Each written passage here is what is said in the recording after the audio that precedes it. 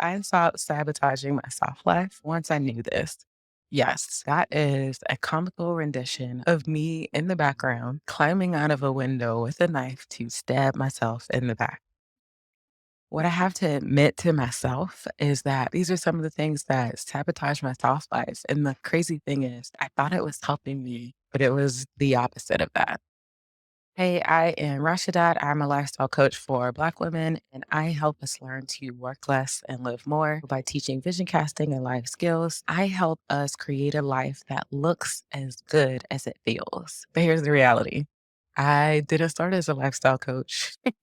I am a high achieving Black woman from as long as I can remember since I was a little kid. And because I've been doing it for so long, I've continuously worked. I can remember my first job working in the office at 12. And that wasn't even when I first started working. Like, I've been working for a long time. And that kind of begs the question, why? Why did I start so early? Why didn't I have much of a childhood? I think really America set Black women up to have that experience.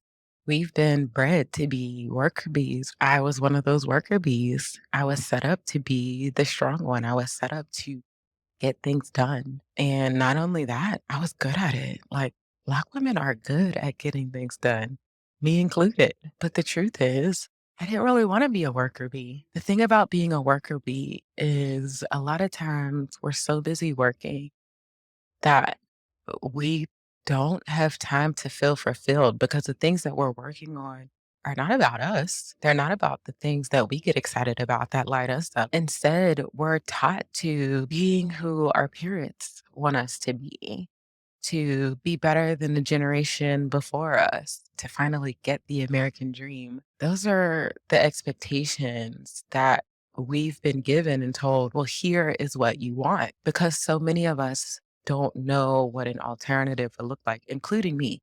I had no idea what the alternative looked like.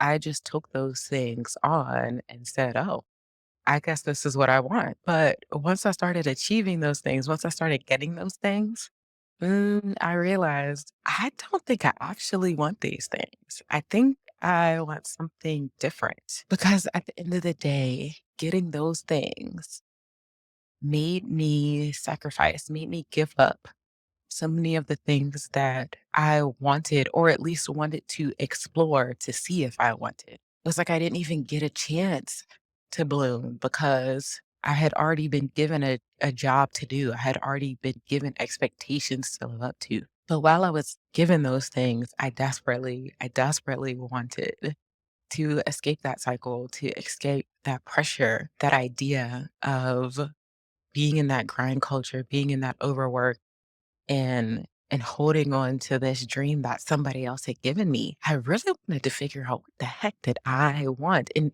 here's the funny thing. A lot of us get embarrassed when someone asks us what we want because we all feel like we should know what we want. But if I'm being truly honest, I had gotten so used to expecting the things that someone else had expected of me that I had never taken the time to actually pause and say, I want something else. So no wonder I couldn't get what I want because at the end of the day, I didn't know what I wanted. You can't get what you want if you don't know what it is. But I did know that I didn't want what I was currently living now. And I also knew that I didn't want what I saw a lot of the Black women around me living either. There was no disrespect, no shame, no shade to any of them.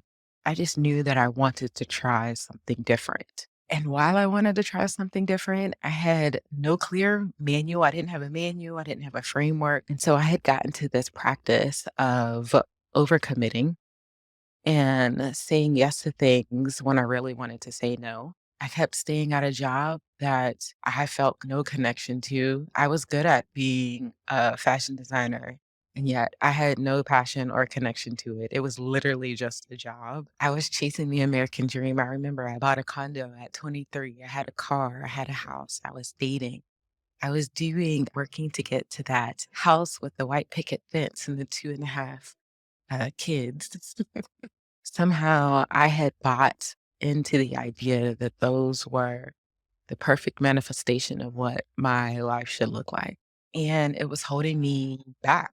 I didn't realize it was holding me back until I was like, wait, I actually don't even want these things. How did I get here? The question became, how did I get here?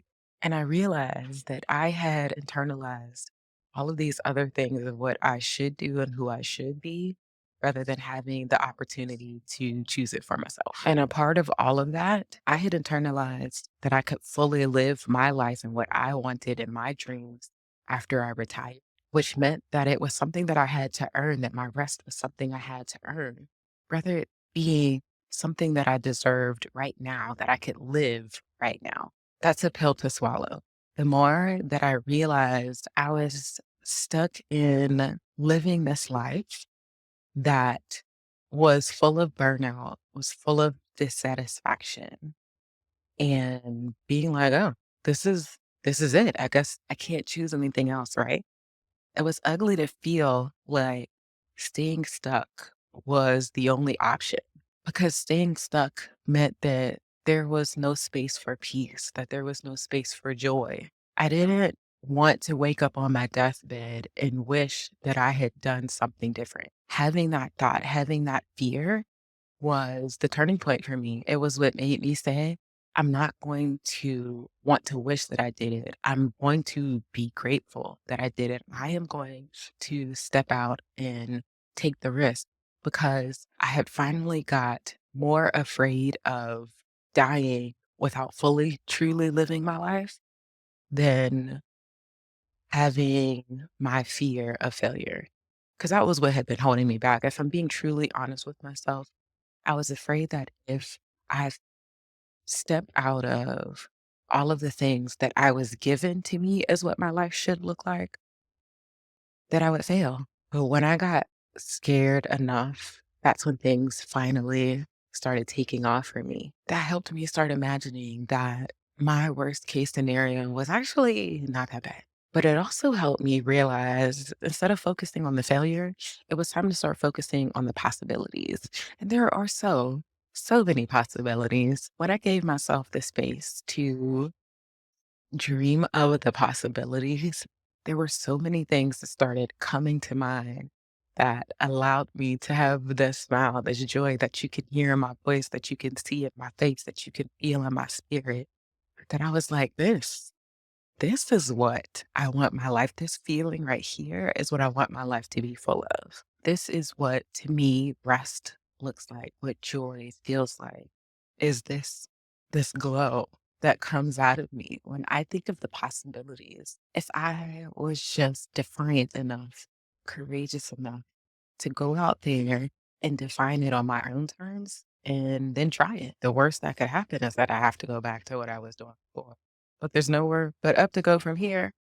So why not try?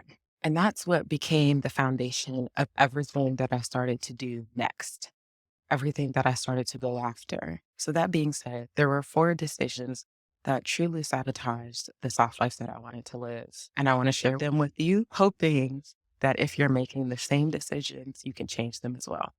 So the first decision that I made that sabotaged my life was I decided to base my worth on someone else's expectation, on someone else's decision of what they thought my life should look like. That just left me in a place of proving myself and proving my value to others. We had to leave that behind. The number 2 decision was that I would let myself get caught up in the shoulds rather than getting clarity on what I actually wanted my life to look like.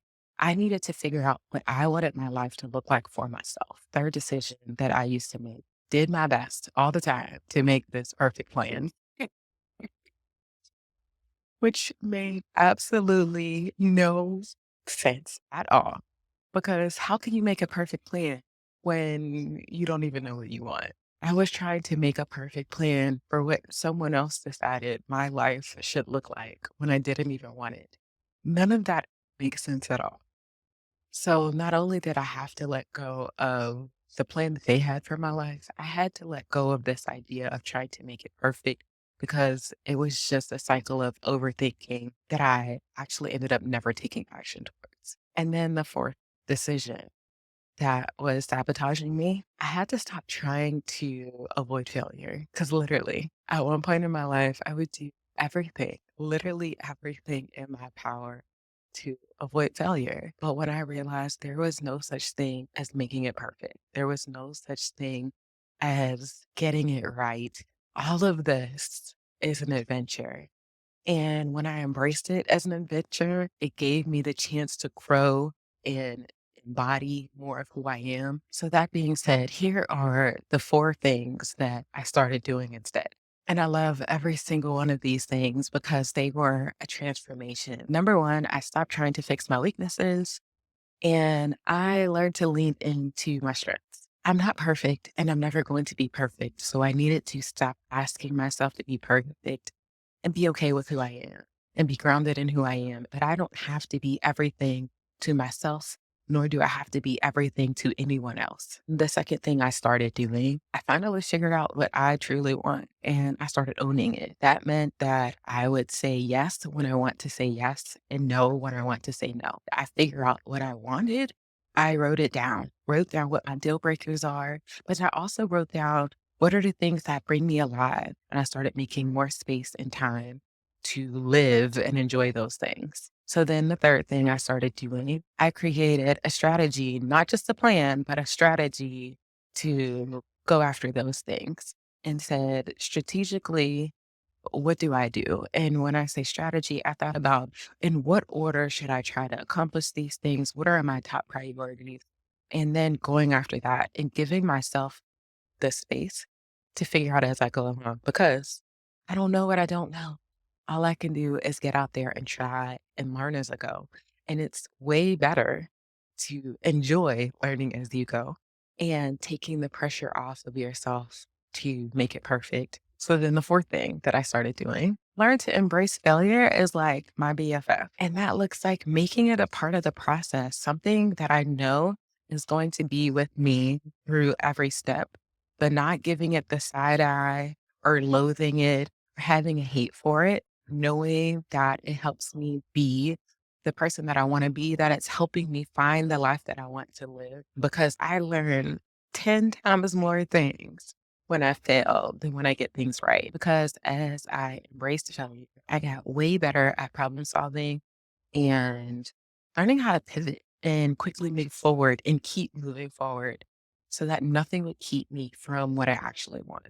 As I made this transition to stop sabotaging my own life, I realized these were exactly the things that I needed to do to start creating it. And the things that I loved, the things that I was passionate about, they became my lifestyle, not just things that happen here and there. And because they became my lifestyle, it also meant that these weren't things that I had to earn. These were things that regularly were a part of who I am and the life that I get to live. Oh, that is freedom.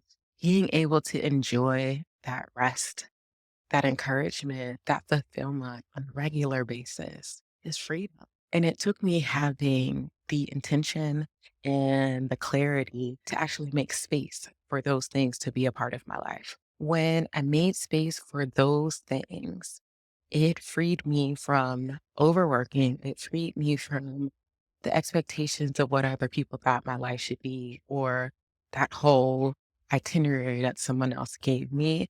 And it gave me space to be intentional about what I want my life to be. That has been the foundation of what has made me feel like I finally am succeeding, that I'm not behind. I'm finally living the life that I want to live. So if you're ready to quit being a strong Black woman and live your soft life, watch this playlist right here. This is my vision board playlist where I'm going to help you start getting clear on what you want and getting it down on paper so you can start building your life around that. Thanks again for watching.